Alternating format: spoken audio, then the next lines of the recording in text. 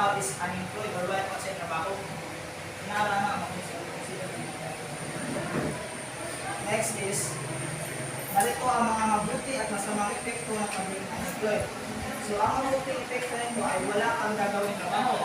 So, of course, unemployed, may trabaho, tapos may batang trabaho. Next is chill lang sa tambayan. So, may makatrabaho ka, tapos chill, mag-iinom na ka, mag-iinom ka, mag-express rin sa mga brad. Then, the last one, yung mabuti epekto is higit pang oras para sa pamilya or makabanding ka sa mga pamilya kayo magkatrabaho ka ba? Hindi makamula ka kayo magtrabaho. Hindi maka-spend time ka sa mga pamilya. Kasi sa mga anak ko kayo. So, ang masamang epekto nito ay nakulangan sa pera. Of course, kayo magkatrabaho. Hindi ba, kapag tayo magkatrabaho. Then, mga issue sa kalusugan. Ito sa what man getting sa unemployment, unemployed na nagkaroon tao.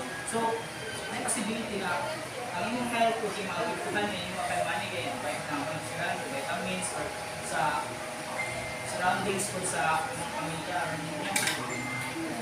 Sunod is sa ekonomiya. Wala nang mga ekonomiya nito. Next is, malata sa unemployment. Ano na po ba sa underemployment? So, ano ang underemployment?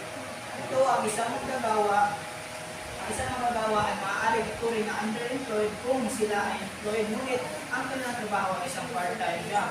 Hindi na full-time job. Maaari din ituring na underemployed kung sila ay labis na kwalipikado at may edukasyon, karanasan, kasanayan, marunong pa sa mga kinakailangan ng trabaho.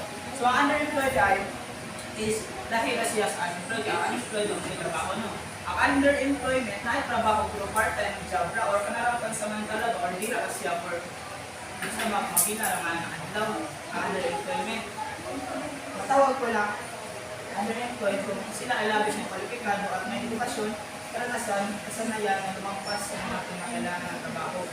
So kung anong part-time job, parang tawag natin na siya underemployed kaya parang ako nandila sa mga kasamantala sa mga nagtatrabaho na earn sa pag-grow money o nag-save ka o money do something or nang iniipunan mo ng part-time job ka or sa tuition mo ng part-time job ka or nag-undergo ka